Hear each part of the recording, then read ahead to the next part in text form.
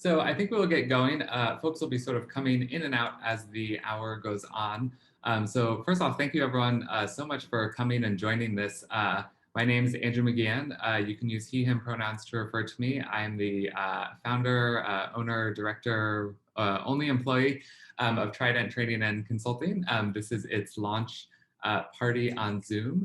So I'm really happy that you all came to sort of learn a bit more about what Trident is doing, which will be the beginning part of the agenda. And then we'll be going into a bit of a workshop / training. So there will be some interactive components. So I hope that you will be ready to maybe share a little bit. There'll be some polls as well as some conversations that I'll be asking folks to share out. So this is the agenda for today, a little bit about me, a little bit about Trident, a little bit about the areas that Trident focuses on, and then the last half or more being around developing an allytude and thinking about how we can be develop our allyship identities and be present for marginalized groups. So to start off, there's me. My name's Andrew. So I'm the one who founded Trident Training and Consulting.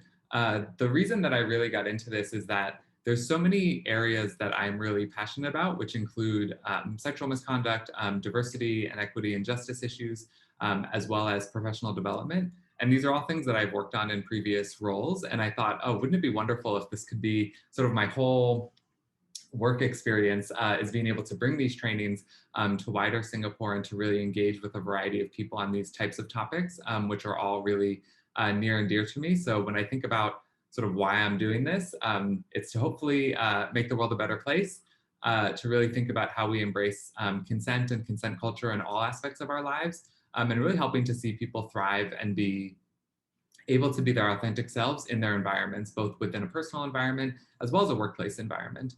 I really believe in change through conversation and through learning, and that being able to talk openly with one another about difficult topics is something that allows all of us to grow. So I also, in my non-changing the world, making the world a better place time, I love reading, baking, cats, as you can tell, video games and running. So not a super unique list of activities, but those are the things that I am into. You've already been introduced to one of these fellas, which is my orange cat there.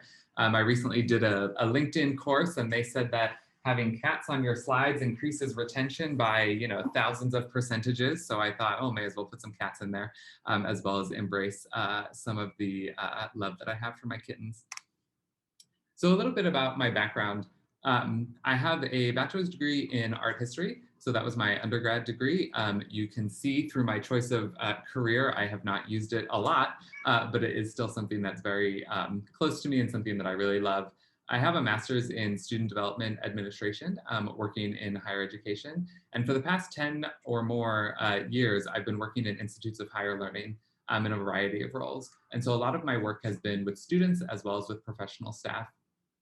Most recently, I've been working at Yale and US College, which has been the past 5.5 years that I've been in Singapore. And a lot of the work that I did at Yale and US really sort of inspired me to take it to a training and consultancy business with Trident, because of how impactful that work was. So a lot of the work I did at Yale and US included a complete revision of our sexual misconduct policy and procedures for addressing reported incidents of sexual misconduct on campus, which, as many of you may know, is a very big and hot topic in Singapore. I worked on the steering committee to write sexual misconduct policy that would govern incidents between staff and faculty with each other, as well as with students.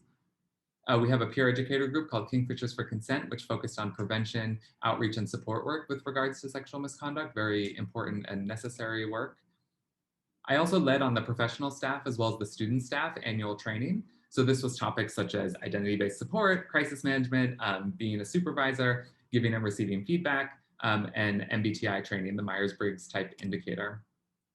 I also have trained our staff and faculty in discipline process for sexual misconduct reports. So this is people who will handle the discipline cases when sexual misconduct comes up. So a lot of this training centers on how to become trauma informed, how to make fair decisions, how to remain very supportive of all of the students who are involved while also keeping the process going, asking questions that are appropriate and well-informed for the students, and just ensuring that it's a really smooth and careful process for everyone.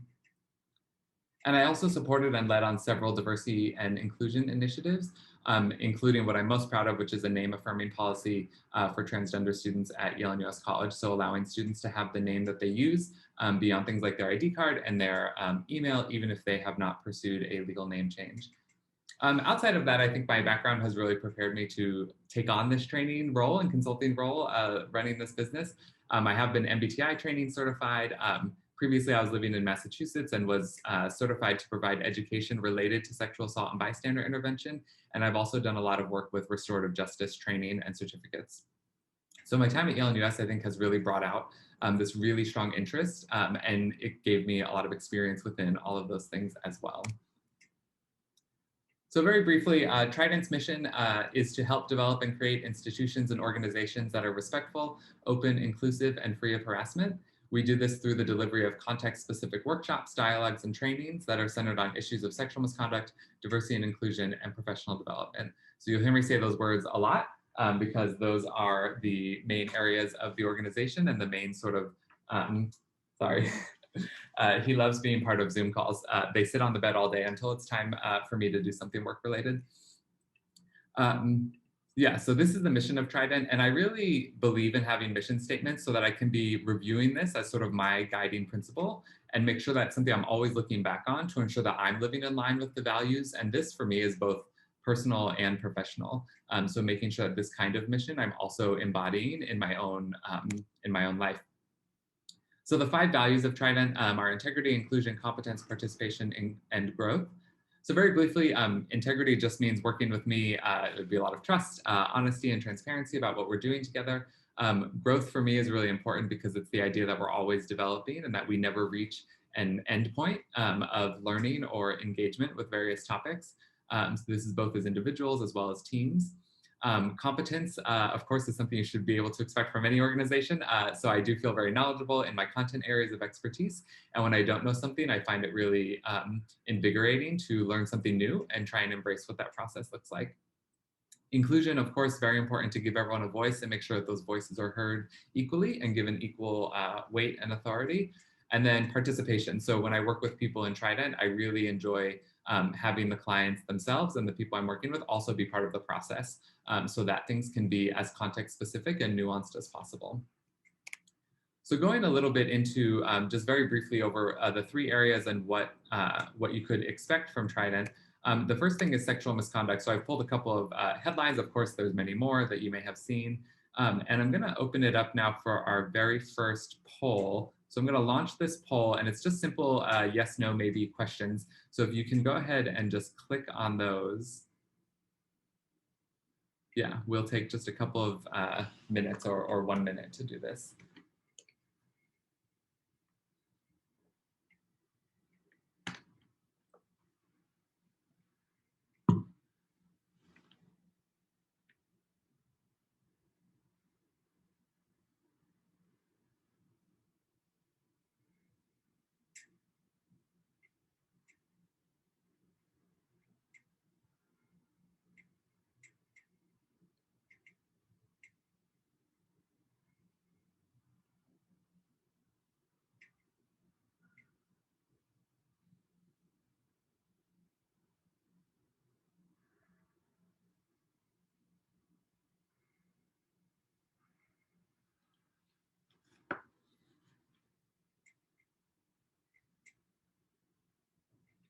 Great.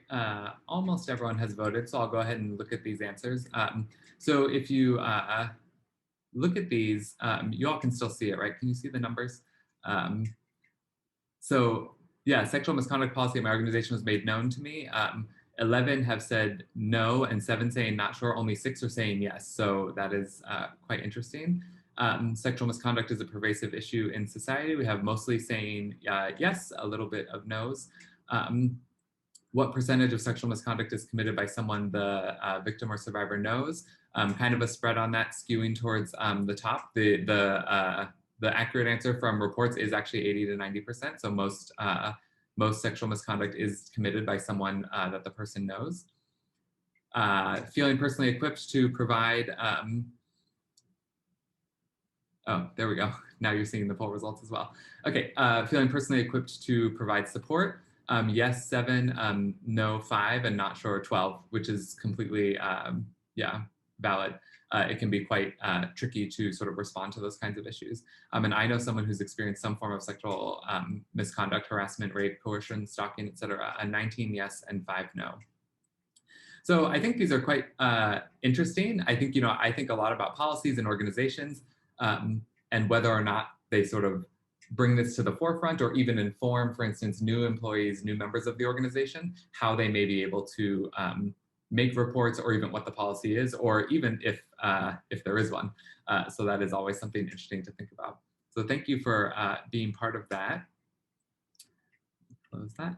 Okay, so then looking at some of the things that Trident could offer with relation to sexual misconduct issues, crafting, writing, and advising on policies. Again, it seems like a lot of people either are not sure if they have been received one before or they haven't. So thinking about, does one exist? I fully believe that a sexual misconduct policy should be a standalone policy and not just sort of put together under sort of professional code of conduct, that it is important for it to be a standalone. Something else I'm capable of doing is training the human resources staff and or whatever the response staff are in an organization who would handle sexual misconduct cases and how to think about doing that in empathetic and fair ways that sort of support everyone thinking about what interim measures need to be taken, what kinds of questions should you ask people, how should the process work, how many people should know about it, things like that. I'm also qualified to serve as an investigator for reports, depending on how people do that.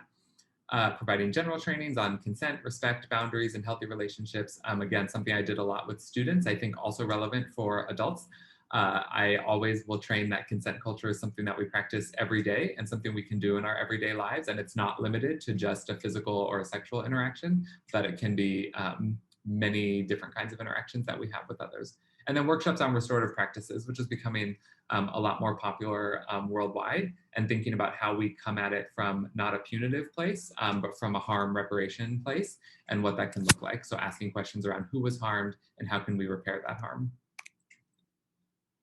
Next up, looking at diversity and inclusion. So I've put this little graphic here, which you can take a look at, which of course it's suggesting that equity and justice is better. And then I laughed when I realized, oh, but I'm saying diversity and inclusion as well. So I do believe in the diversity and inclusion questions. I also believe in the equity and justice questions, and that you need to start sometimes with diversity and inclusion. And so thinking about just expanding those ideas about working towards equity and justice in a variety of ways, and thinking about what that might look like. So for me, this always is really important to focus on practical and in some cases immediate steps that can be taken to develop greater inclusion. So whether that's a mindset or a policy practice, sometimes the ideas of, someone may say, oh, I want everyone's voices to be heard, but how? And then sometimes people are not sure like how they actually make that happen. So I really want to focus on how to, what the sort of practicalities look like. And so to that, some of the things that are offered through Trident would be identity-based intergroup dialogue conversations around identity and worldview. This is where you would get people of multiple identities together to talk around a single identity. So it might be gender is the identity, and then you make sure that you have people of varying gender identities together talking about their kinds of experiences. Engaging in conversations around how best to support LGBTQ population in your organization. General trainings on what inclusion looks like, what privilege looks like, creating inclusive workplaces, how we can take those both small and big steps to make our workplaces and our organizations more equitable, more just, and more comfortable for everyone to be in. Conducting a diversity and inclusion related needs analysis of the organization and being able to make specific recommendations as to what that looks like, and then workshops on allyship and being an ally to marginalized groups, of which you will get a small taste of that today, though of course not the full version because we don't have enough time. And then lastly, professional development. So you can see that this is so the Myers-Briggs makeups, if you are familiar with that. So professional development is something that I love. I love doing professional staff training. I find it very fun. I find it very useful for the work that I've done in the past. And I've seen it really be sort of magical with teams as they sort of learn a lot more about each other in ways that you might not normally just through the sort of day-to-day of being together. So some of the things that I offer are Myers-Briggs assessment and training, both for teams and individuals. I never purport to say that one assessment is like the best ever. So Myers-Briggs is a tool. There are other tools and they can all be equally valid for different kinds of reasons. Cultural orientations inventory is a really interesting one that talks about how we show up at work based on our cultural background. So it's a very interesting way to look at things like whether we're time fixed or time fluid, whether we're more informal or formal at work, whether we are high context or low context. And these kinds of things really give insight into each other's working styles. And it gives us a language to talk about things that maybe we have observed, but we're not sure sort of what it means. Other training could include things like being an effective supervisor, giving and receiving feedback, which is one of my favorite things, crisis management, as well as facilitation skills. One-on-one and group coaching also possible, as well as general team building workshops. So I used to lead a team at Yale and US that ranged between 9 and 12 professional staff members. And I used to love just sort of figuring out how can we do some training together to help us bond as a team? How can we develop empathy for one another? How can we develop working relationships? And then how does this translate into us being a lot more effective, especially in environments where you have constituents, which for us was the students. It really was important for us to be able to work effectively together for the greater good of working with the students. So once again, some cats so that you'll never forget how to contact me. So that's just a bit about what Trident offers. There's a lot more that can be done. And one of the things that I am really wanting to do with clients is work on your sort of individual needs and think about what it is for your organization that you need a response to. So if it's an organization that's facing a lot of issues with sexual harassment, okay, what are the specific issues and how do we craft something that responds to that? If there are some specific issues related to diversity and inclusion, how do we bring that to the forefront? And so if you want to contact me to talk more about it, of course, there's my website, tridenttraining.co, not .com, as well as Andrew at tridenttraining.co, again, not .com. And those are my cats again, telling you that you should definitely reach out to me.